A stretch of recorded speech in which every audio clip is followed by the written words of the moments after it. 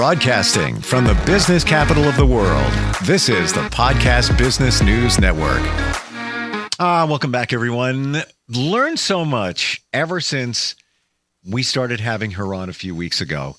And when I say learned a lot, it's the work that she does. It's a form of body work called Rolfing that basically reorganizes connective tissues, something called fascia, and it permeates the entire body. Why would you want to do that? Well, if you have potential discomfort, some pain here, just some issues that you're dealing with, this is something that can definitely take care of it. And we're going to go a little bit deeper in today of this whole thing called Rolfing. She's a certified Rolfer, and she's Hannah Karis. She's back with us. How you doing today?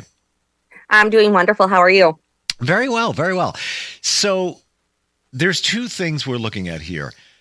Rolf structural movement and Rolf, is it integral movement or no? So it's there's Rolfing structural integration, which is the hands-on manipulation part that I do a lot of. Mm-hmm. And then there's Rolf movement integration. It's not something that I am certified in, but it's something I've had some training in and have applied to my structural sessions and even to my own life.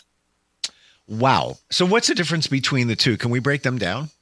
Yeah, definitely. So Rolfing structural integration is what Dr. Ida Rolf first came up with. It is the manipulation of fascia to break up any adhesions, hydrate the fascial tissue to help correct postural imbalances that could be causing us pain or discomfort. Well, then eventually, sometimes the structural work doesn't necessarily always get what we want. And so that's when Dr. Ida Rolf came up with Rolf movement integration. So this is another piece we can add to structural sessions. It is something you can do just a Rolf movement integration session without any of the structural work too. So Rolf movement is a practice of doing intentional movements to increase the proprioception and coordination within our body.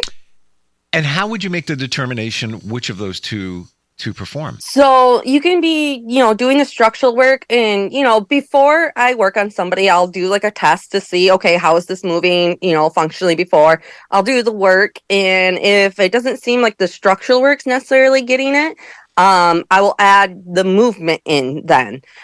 So sometimes it's just our nervous system is just still wired to move in that certain way. So then I'll break it down and have somebody move a part of their body very slowly, intentionally, appropriately, to start retraining it to function that way. And by doing this, you're bringing more awareness to the joints, and creating more stability and support there. It's something that's really great for clients that are already really stretchy. And so the structural work really, they don't really need to be loosened up. So what they need is to bring more proprioception and support to their joints. And that's what kind of Rolf movement does. For you, what has helped you? And you told us last time we got together that you had some challenges, physical challenges, things going on like we all do. What did it for you? What made you feel better? Well, the structural work is very profound for me, definitely necessary. I'm not that elusive a person. But when in school, it was required for us to have 3 Rolf movement sessions done with a Rolf movement practitioner. And I had mine done with Suzanne Pickard in Boulder, Colorado. She's actually a Rolf movement instructor at the Dr. Ida Rolf Institute. And it was almost more profound than the hands-on structural work for me. Now, it was a little hands-on to where she was guiding me, but it was amazing. I could tell you a little bit about this one session we did on breathing if you'd like. Please. Yes. So breath, again, we've talked about before being the number one movement in our body. It can be expressed everywhere, like a pebble being dropped in the water. It's like a ripple effect. And sometimes when the fascia is adhered, it doesn't move through like that. So what she did is she first asked me, how do I feel like my breathing is? Like, how do I visualize it? That's one part of like Rolf movement too, is visualizing things and kind of doing like pretend and stuff. It's really fun, actually. But she asked me, like, what does it look like? What does it feel like when you breathe? And I'm like, well, it feels very tubular and very central, deep in my core. And I don't feel like I express my breath outward at all. And that comes with the training I had in choir in high school. You know, they didn't want us really showing like big breath movements in our chest. So I had this very cylindrical, central breathing, it felt like. So she did just kind of some hands-on stuff with me, put her hands on my ribs and cued me to breathe into those spots. Like out into the side of my ribs and into the back of them where we don't really express a lot of breath or don't even really use our lungs or rib cage there. So I remember she had her hands on my ribs and cueing me to breathe into it. And I was struggling with it at first. Couldn't really get it. And then she said, do you visualize something going on there? I'm like, okay, what I'm seeing is my rib cage like a cave. And there's a fire in there. And when I breathe in, it's like wind coming into the cave and igniting that fire, lighting it up more. And then when I breathe out, the wind would go out and the fire would dim. And so she said, good, go with that. And so that visualizing that really helped me do that. And it got me to breathe out into the side of my rib cage and not feel like I was just using a small central part of my breathing. I actually started expanding outward more and it felt amazing. So that was one experience I had with Rolf movement that was very profound. What she had me do afterwards was like, okay, just sit here and breathe, feel this new way of breathing. And then she's like, okay, now go back to the old way of breathing. And I was like, okay. So, and I tried and it was very challenging to get back to at first, but I got to it. And she goes, okay, now go back to the new way of breathing. And, it was challenging to go back to that, but she kind of had me keep going back and forth between the two to where I started to learn to be able to access it more easily on my own. So that was kind of a really profound session for me. Wow. And I mean, we all should be breathing properly, and we do like 5 podcasts on breathing alone, how important it is and the type of breath work that should be done. Interesting the way that she presented that to you. In that you tried it both ways and then finally, I guess, got it, if you will? Yeah, it was just really cool because she was bringing awareness to how like I used to breathe and how I can breathe now. And like, it was just really kind of helping strengthen that new neurological pathway for the new way of breathing. And just kind of training me to be able to go back and forth. So whenever I find myself breathing like my old way, I can be like, oh, okay, this is how I get out of that and go back to the new way. And it's not so challenging anymore. So now that we've identified the proper breathing and the Rolfing technique is taking place, what's a reasonable expectation for change to come about? Let's say somebody's dealing with, and everybody's different. Everybody has all different things going on there. But what's a reasonable expectation? Oh, everybody's different. I have people that come in and get one session and it's the most profound thing in the world to them. They feel so different. They're like, I can't wait to come back and do more. And I feel like those are the people that are like really open to the experience and are really there to embody it.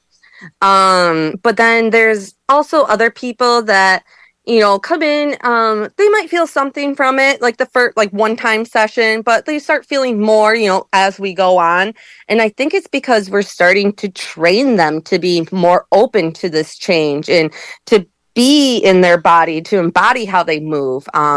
So it's different for everybody, how long they can, feel a change. We're all wired completely differently. So it's hard to say, some people will get it right away. I've had some people, they've completed a 10 series and I'm just like curious, what did they get out of this? Did they really give me much feedback? And then I asked them, I'm like, how was your 10 series experience? And all of a sudden they come back like, oh, it was wonderful. Like, I just feel like I'm more present in my body now. And so it's really cool. Wow. So yeah. Does it hurt? Is it Uncomfortable. The hands-on work, so like we've talked about before, we don't want to stimulate the nervous system too much. I don't want to be having somebody squirming on my table because that's overstimulating the nervous system. It's not going to want to remember any of that and does not want to maintain that new neurological pathway because it was kind of traumatizing. So there are areas I work on people that it's, they feel like I'm not doing anything. But then there's areas that it's like, oh my goodness, like, it feels like I'm pushing so hard on them and I'm like barely using any pressure. And, that comes in like different areas of the body and then also different bodies, holding different ways.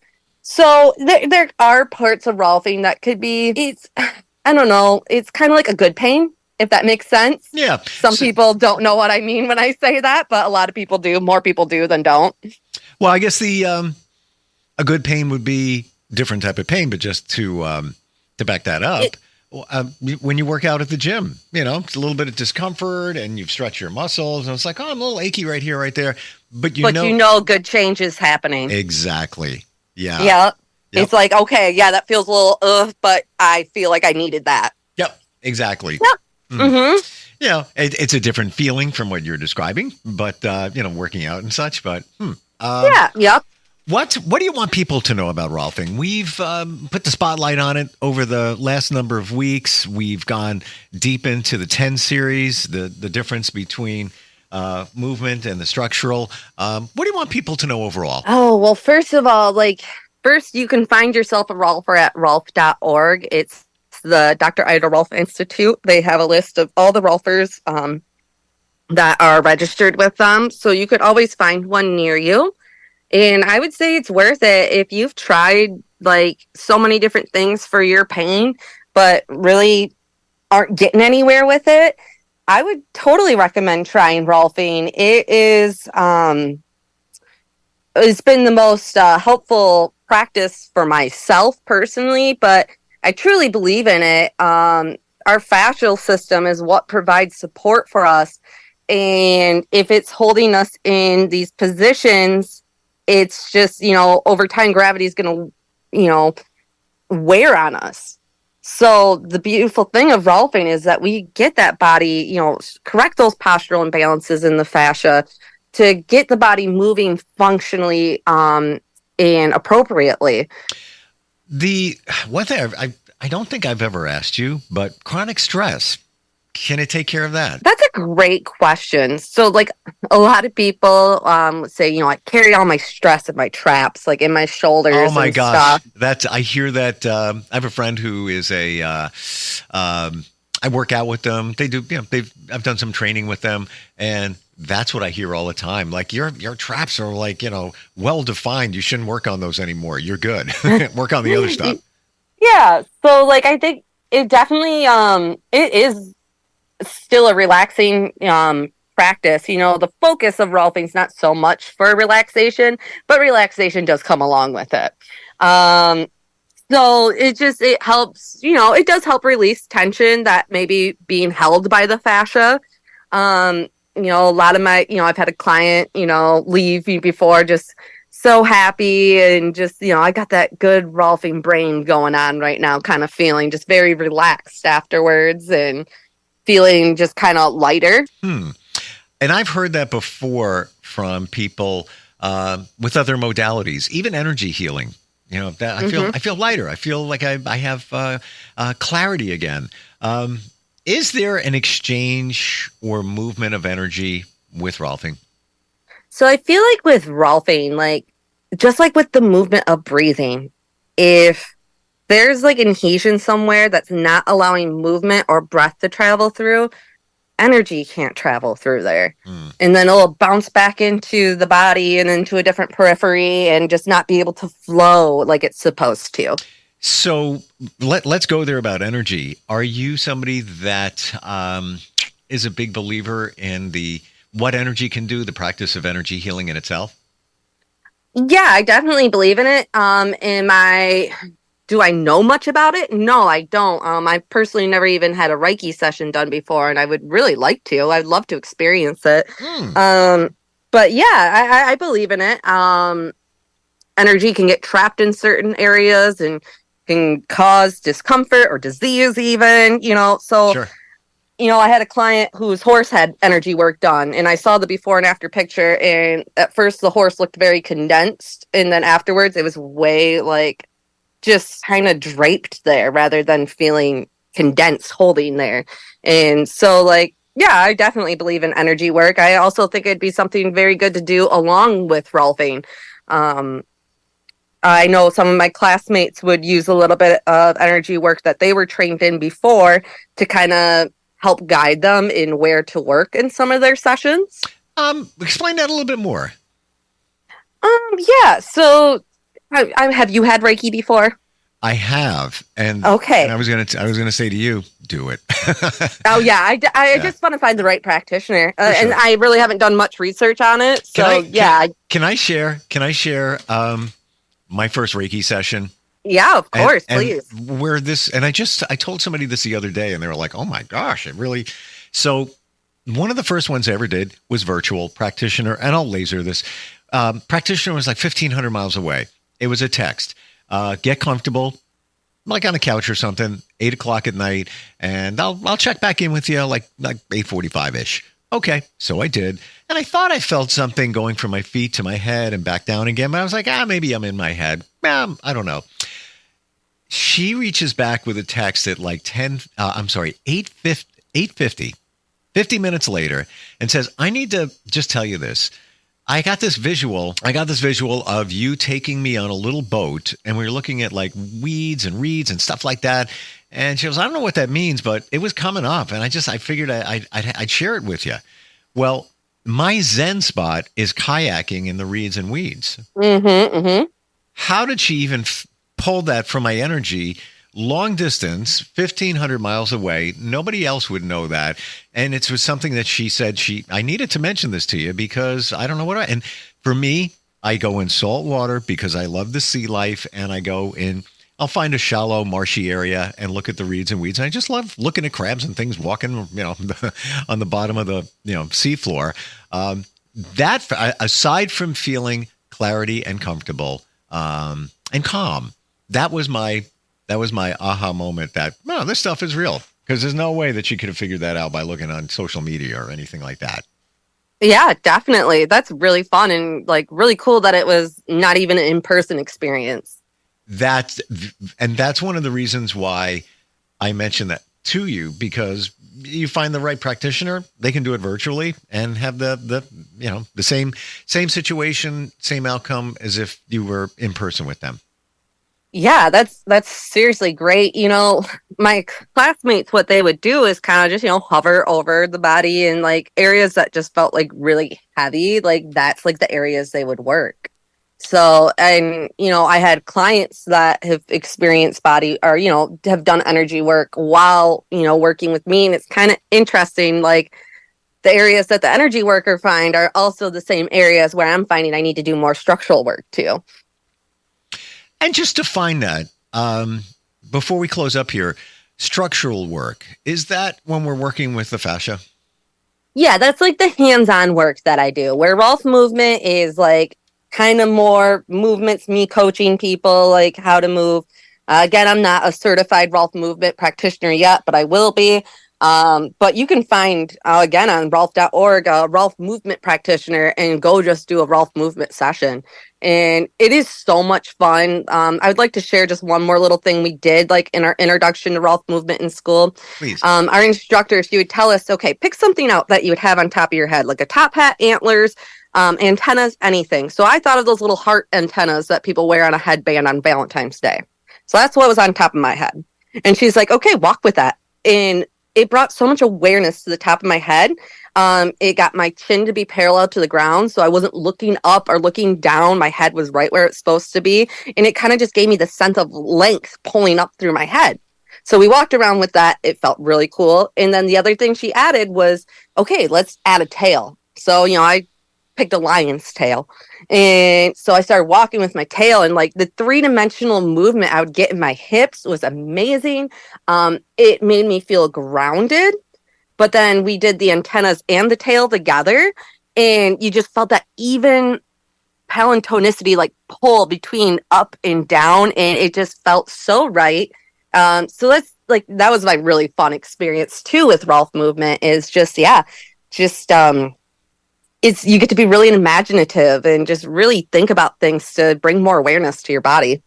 That was bizarre, but I got to tell you, I really think you should try it, Steve. I will, because a lot of times we're not in our bodies. What do I mean by that? No, we're on autopilot. We're on autopilot, right? We're not even, and a lot of times when we're dealing with stress and other things, our subconscious is taking us out of that, so you're not even really truly connected with yourself. I'm definitely. It's wild what we do subconsciously. Oh, then again. Yeah. So that's the thing about Rolf movement is it makes you more aware of that. Like with having the antennas on your head, you start feeling like you're like in one of those schools walking with books on your head. Like it gives you length and like, okay, this is where I'm supposed to be in space. Wow. Thank you for sharing that. I know it was a little awesome. Yeah, of course. A little crazy, but at the same time, it's so important to be connected. It's really cool because just in imagining those things, it's going to bring more proprioception and awareness to those parts of your body.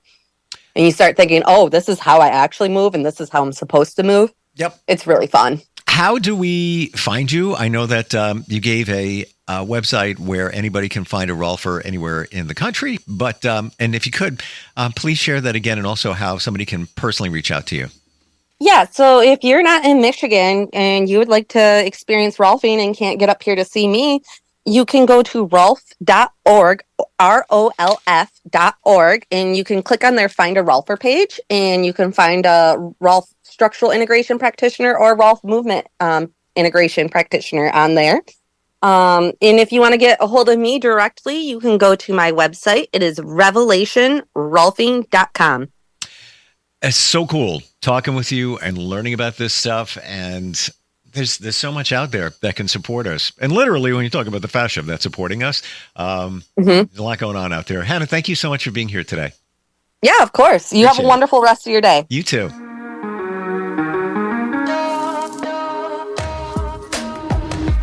Broadcasting from the business capital of the world, this is the Podcast Business News Network. So you see, son, good manners are very, very important. Someday, many years from now, when you're a grown-up, you'll be a man. And when you are, you should be a gentleman. Do you want me to go through it one more time? Yes. Yes, please. Yes, please. Exactly. Always say please, thank you, you're welcome, and excuse me. Sit up straight, hold doors open for ladies. If a door's shut, then knock first. Don't burp, don't swear, don't speak with your mouth full, don't reach across people's plates, keep your elbows off the table. What table? And don't interrupt. While we're at it, don't stare, don't use foul language, don't call people names, but do remember people's names. Always share your toys, play nice, and cover your mouth when you cough or sneeze. On the bus, give up your seat to anyone who has trouble standing. Bottom line, treat others the way you'd like to be treated. Got it? Got it. And stop picking your nose. Most parenting is hard to do in just 2 minutes. But spending just 2 minutes twice a day making sure they brush their teeth is easier and could help save them from a lifetime of tooth pain. For fun 2-minute videos to watch while brushing, visit 2min2x.org. That's 2min2x.org. A message from the Partnership for Healthy Mouths, Healthy Lives, and the Ad Council.